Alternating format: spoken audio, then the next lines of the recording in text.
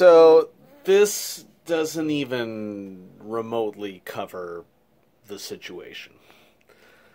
There's nothing that warms the cockles of a nerd's heart more than dice. And over 25 plus years of role-playing, I've collected quite a collection of dice.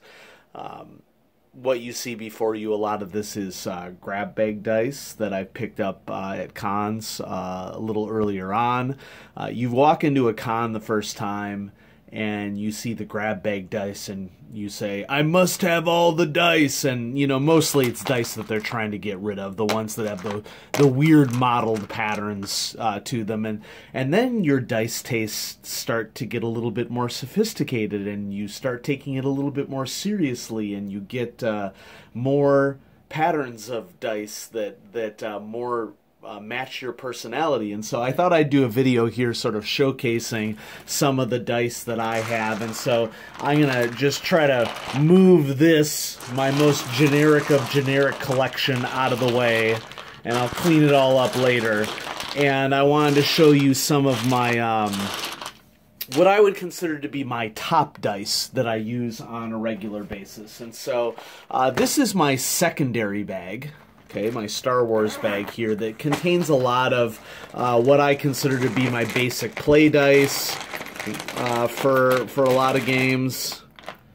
So it's not all that different from what you saw in the last collection, but there are a couple sets I think mixed into here, and you'll notice that there are these emerald green mini D6s, and I have black and red mini D6s, and blue and red mini, sparkly red mini D6s.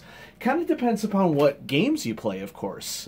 For a lot of people, they may be more likely to play D6-based games rather than traditional RPG set games. You'll also notice that I have some of the Fantasy Flight Star Wars dice mixed into this collection as well that I can pull out whenever I need those as well. These red ones are the most recent dice that I have acquired. These are the dice that came, well, these right here are the ones that came with the Essentials kit for D&D that just came out here in June of 2019. And so gamers collect traditional RPG dice sets that contain a D20 and a D12 and usually a percentile set and D8, D6, D4. If you play various games, you may be more likely to collect D6s. Like if you're a Savage Worlds player, Savage Worlds is based almost entirely off of a D6 model, although you do use other dice in the game. I have a particular collection of dice that I want to show you, and those in the audience may recognize this is the pill box that you can buy at any drugstore, but inside my pill box are sets of 2 colors of D6s.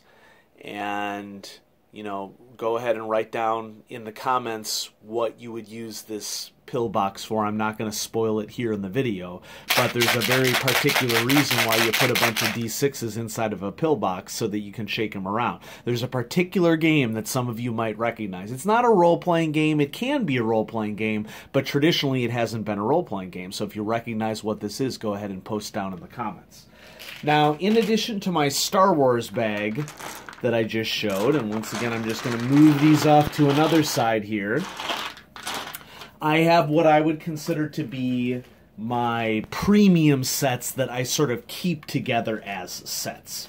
And so this particular bag contains a couple sets. A set that I had bought a while ago, and then this radioactive RPG dice set was a gift from a friend of mine when we were playing Savage Worlds, Savage Fallout.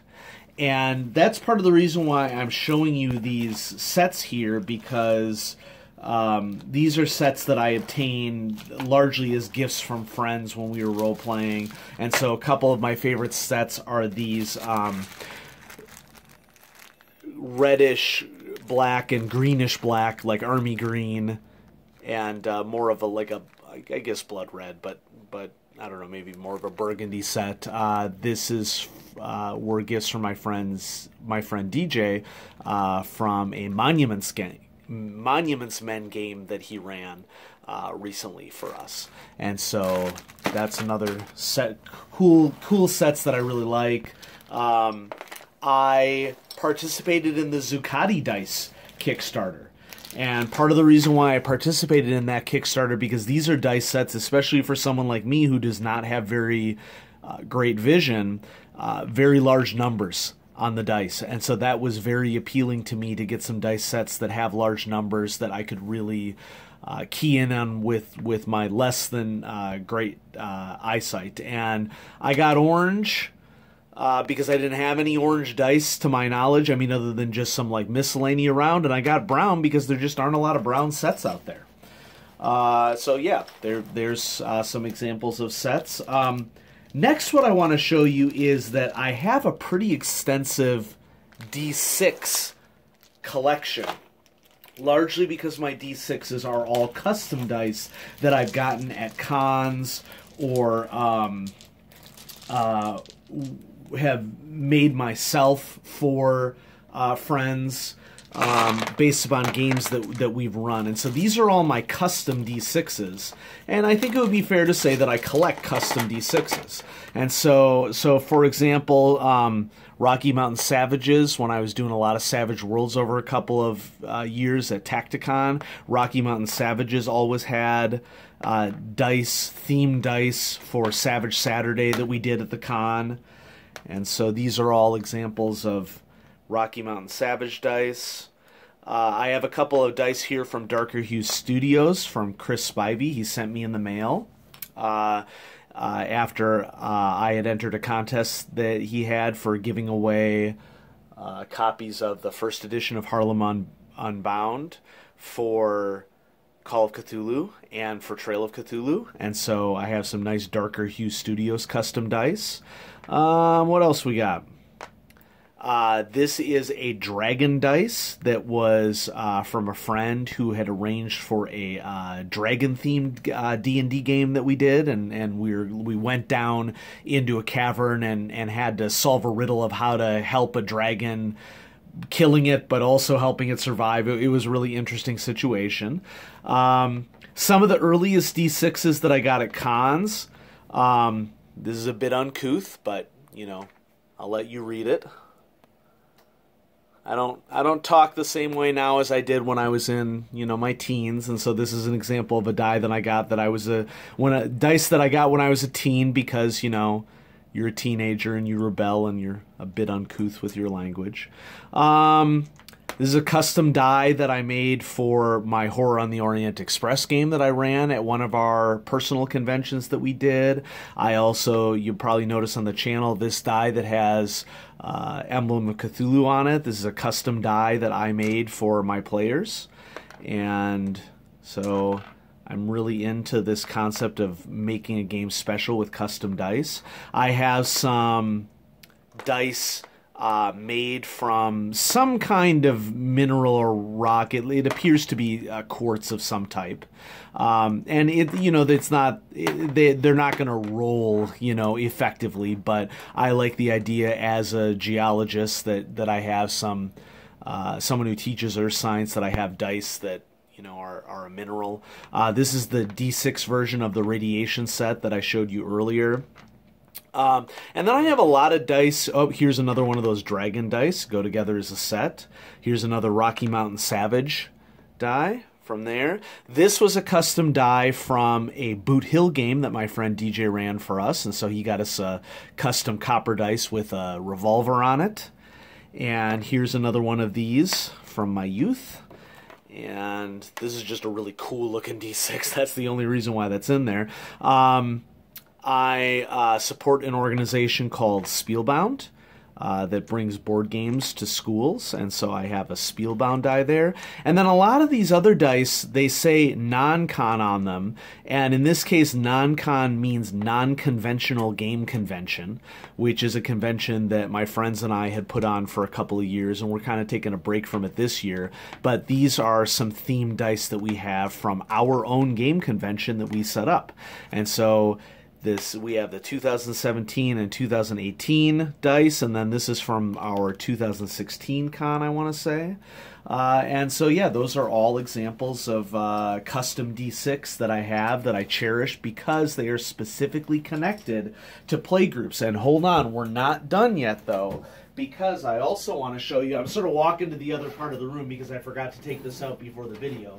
I want to show you another custom set of dice that I have for Call of Cthulhu that a couple of my friends gifted to me. So I think I've already shown on the channel once this case that I got from Q Workshop, and this is the Cthulhu dice that I ordered from them. But I also want to point out that my friend Carrie got me these lovely malachite dice.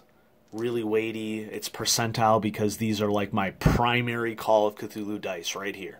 Okay, I sort of go with like a green or a purple motif whenever I'm playing Call of Cthulhu because I kind of feel like it matches like the eldritch nature, green and purple. Okay, so yeah, Cthulhu, black and green.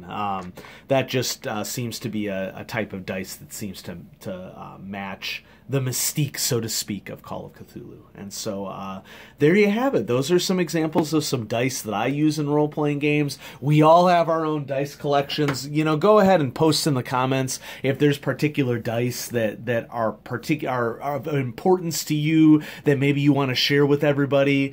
There is no such thing as collecting too little dice.